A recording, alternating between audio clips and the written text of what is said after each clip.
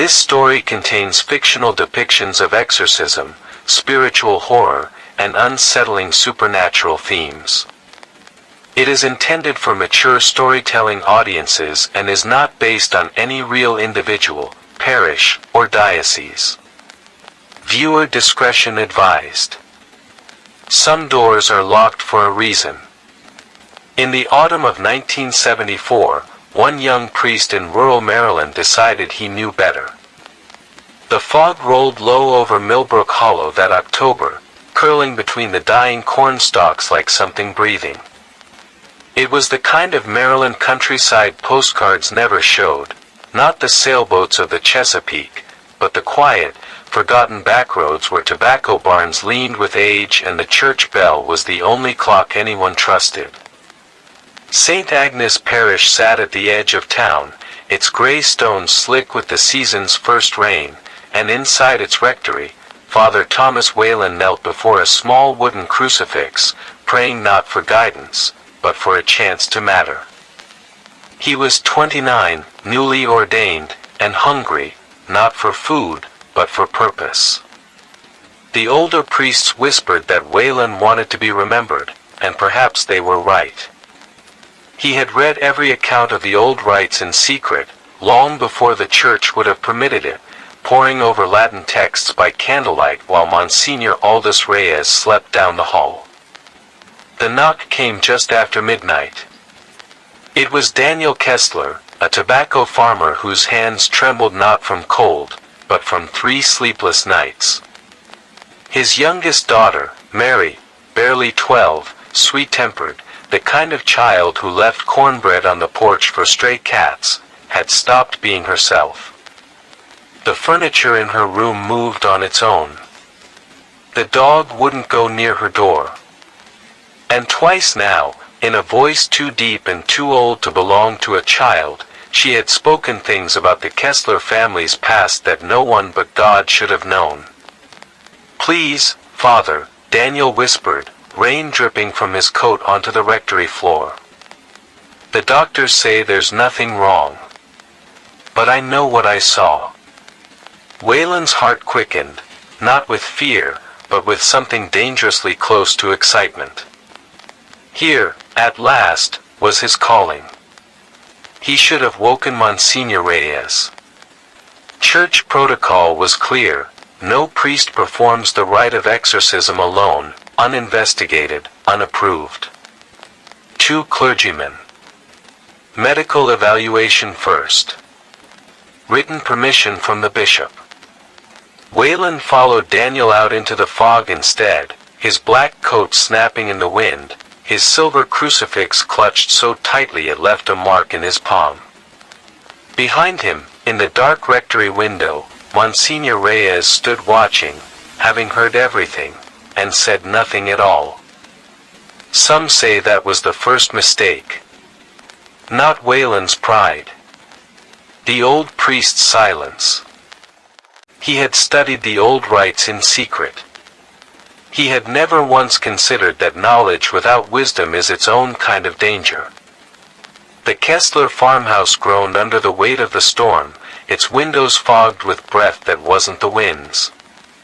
Father Whalen stood in the doorway of Mary's bedroom, his stole draped over his shoulders, a small vial of holy water trembling in his hand, not from fear, he told himself, but from cold. Mary sat upright in her bed, her eyes fixed on him before he'd even entered the room. That alone should have stopped him. A child sleeping, or pretending to sleep, does not sense a stranger's arrival through a closed door. "You didn't bring your friend," she said, in a voice like gravel dragged over glass. "The old one." He would have known better. Whalen's breath caught, but he pressed forward, opening his prayer book with hands that no longer felt entirely steady. He began to write in Latin, the words rising and falling like a tide he didn't fully understand how to control.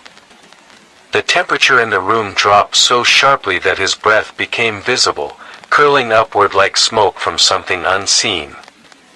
The girl's head tilted, unnatural, too far. "Thomas," the voice said, and hearing his own name in that room, from that mouth, was like ice poured straight into his spine. You buried her in June. The rain wouldn't stop. You cried the whole drive home and told no one. His mother. It knew about his mother. He should have stopped. Every account he'd ever read warned of this. The entity's cruelest weapon wasn't strength, but intimacy. It reached into the soft, private wounds a person kept locked away and wore them like a mask. A second priest wasn't just protocol. He was an anchor, a witness, a voice to pull you back when the enemy began speaking in the voices of the dead. But Wayland had no anchor. Only pride, and a growing, desperate need to win. He raised his voice, pressed the crucifix to the girl's forehead, and shouted the binding words faster than he should have, skipping the pauses meant for discernment, for caution, for prayer between each verse.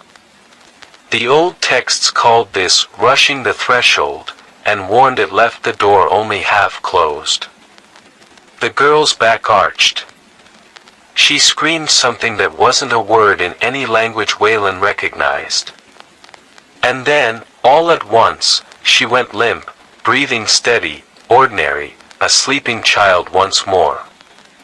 Wayland knelt on the floor, soaked in sweat, laughing, actually laughing, with the wild relief of a man who believed he had won. He did not notice the candle flames all leaning, ever so slightly, toward him.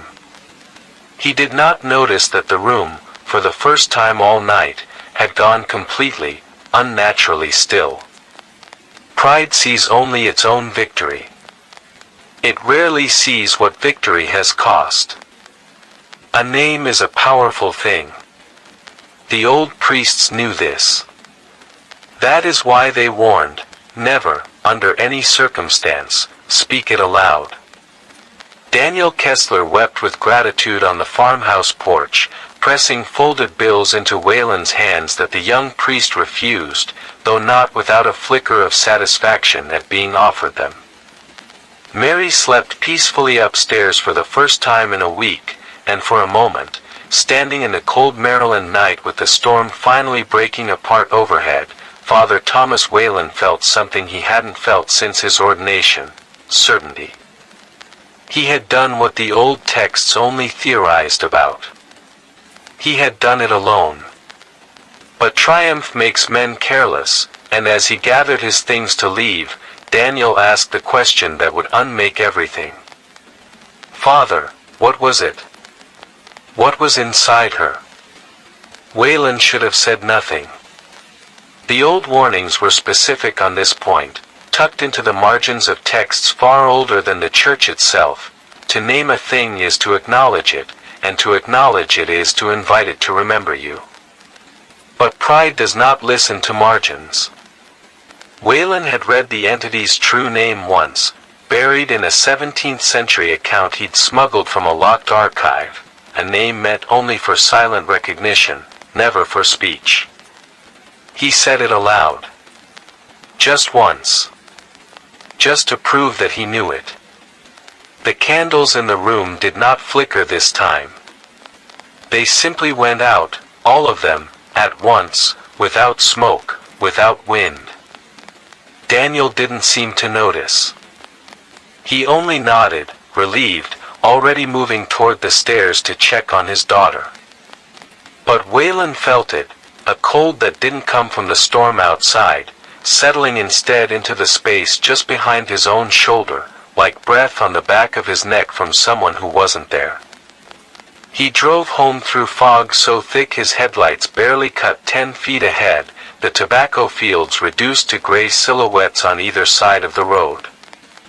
The radio, which he hadn't touched, clicked on by itself, 3 seconds of static, and beneath it, so faint he'd later convince himself he imagined it, a voice repeating his own name back to him in a tone of quiet, patient amusement.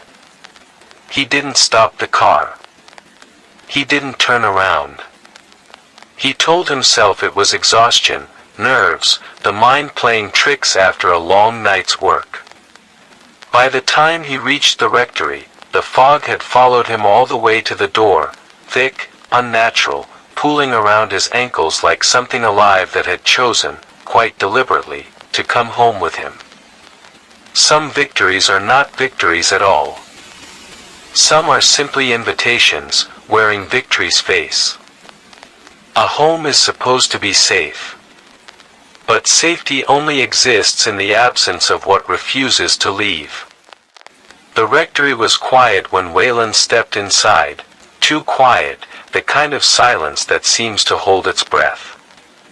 He told himself it was simply exhaustion pressing on his shoulders as he hung his coat and made his way to bed without a prayer, without even removing his collar, sleep pulling him under before his head fully met the pillow. He dreamed of his mother's funeral. The rain on the casket. Her voice, calling his name from somewhere just behind the tree-line. He woke at 3:12 a.m. to the smell of wet earth filling his bedroom, though the windows were shut tight against the Maryland cold. The rosary on his nightstand, the one that had belonged to his mother, lay coiled on the floor, though he was certain he'd left it hanging from the bedpost. Over the following days, the small wrongness spread like a stain. The rectory's old radiators clanked at hours no plumbing should, tracing rhythms too deliberate to be mechanical. 3 knocks, a pause, 3 knocks again, echoing the very structure of the rite he performed. Photographs of his mother, kept in a drawer he rarely opened, began appearing face down each morning, as though something had leafed through them in the night, searching. And then came the voice. It first slipped into the space between waking and sleep, his mother's voice, gentle as it had been in life, calling him to breakfast the way she used to on cold October mornings just like this one. He wept the first time he heard it, aching with a grief he thought he'd buried. It was only on the 3rd night, when the voice asked him to open the door, "Thomas, it's cold out here," that he understood his mother had been dead for 4 months, and dead things do not knock. Monsignor Reyes found him hollow-eyed at the kitchen table the following morning, unshaven, an untouched cup of coffee gone cold before him. "You spoke its name," the old priest said. It wasn't a question. Wayland's silence was answer enough. Reyes sat down slowly, his face carrying not anger, but a grief far older than the situation seemed to warrant, the grief of a man who had seen this exact mistake unmake someone before. "There is a reason we go in pairs, Thomas. Not for strength. For witness. A thing like this cannot follow 2 men home, only ever the one who stood alone, and only ever the one foolish enough to let it learn his name in return." Wayland finally looked up, and for the first time since the Kessler farmhouse, his voice cracked with something other than pride. "How do I make it leave?" Reyes's answer came heavy, reluctant, like a door he'd hoped never to open again. "There is a way. But it will cost you something you are not ready to give." Outside, though the sky was clear and the sun stood high over Millbrook Hollow, a thin ribbon of fog curled unnaturally along the rectory's stone foundation, patient, unhurried, waiting for nightfall. Every legend ends with a lesson. This one asks a simple question: what price is pride truly worth? Monsignor Reyes led Wayland down into the church's old crypt that night, past dust-covered records and a locked iron chest that hadn't been opened in decades. Inside, wrapped in oiled cloth, lay the rite of unnaming, a prayer so old it predated the printed Latin missals, passed down only by memory, priest to priest, and spoken aloud exactly once in Reyes's 40 years of service. "This rite doesn't banish," Reyes explained, his candle throwing long shadows against the stone walls. "It doesn't fight. It asks you to give back what you took, the recognition, the power of the name, and offer something true in its place. Humility, Thomas. Not incantations. The thing that followed you home isn't drawn by anger. It's drawn by pride. Yours matches something in itself, and that is the door it walked through. Wayland wanted to argue, to insist there was a stronger prayer, a faster fix, some clever shortcut his research might yet uncover. But he thought of his mother's voice calling through a shut window, of the rosary coiled on his floor like something shed, and for the first time in his young priesthood, he simply nodded and knelt. They returned to the rectory as the sun sank low and orange over the tobacco fields, the fog already gathering thick and low along the foundation stones, patient as it had been for days. Wayland lit no candles this time. He carried no vial of holy water, no impressive Latin verses memorized to impress an audience of one. He knelt on the bare floor of his bedroom, Reyes standing silent witness beside him, an anchor, exactly as tradition demanded, and spoke not the entity's name, but his own failures, aloud, into the waiting dark. He confessed his pride. He confessed that he'd wanted glory more than he'd wanted to help Mary Kessler. He confessed the vanity that led him to speak a name meant only for silent recognition. The cold in the room deepened, pressing against his chest like a hand, and for one terrible moment, his mother's voice rose again, softer, sadder now. "Stay with me, Thomas," testing the one wound it knew could still break him. He wept, but he did not stop. He did not open the door. And then, as suddenly as it had arrived weeks before at the Kessler farmhouse, the cold lifted. The fog outside the window thinned to nothing beneath the rising moon. The rosary on the nightstand, which had not stayed put in days, settled quietly still. Monsignor Reyes helped the young priest to his feet in silence, and neither man spoke of what had happened again, not fully, not in detail. But those who knew Father Wayland in the years after say he was a changed man, humbler, slower to act alone, quicker to ask for help. He never performed another rite without a second priest present, not once, for the rest of his life. Locals in Millbrook Hollow still tell the story on quiet October nights, when the fog rolls low over the old tobacco fields, a warning passed down the way all good folk tales are, mother to daughter, neighbor to neighbor. Some doors are locked for a reason, and pride is the key that opens every single one of them. If you ever find yourself facing something you don't fully understand, remember Father Wayland's mistake. Don't go alone. Don't seek the glory. And whatever you do, never, ever speak its name. That's the legend of Millbrook Hollow.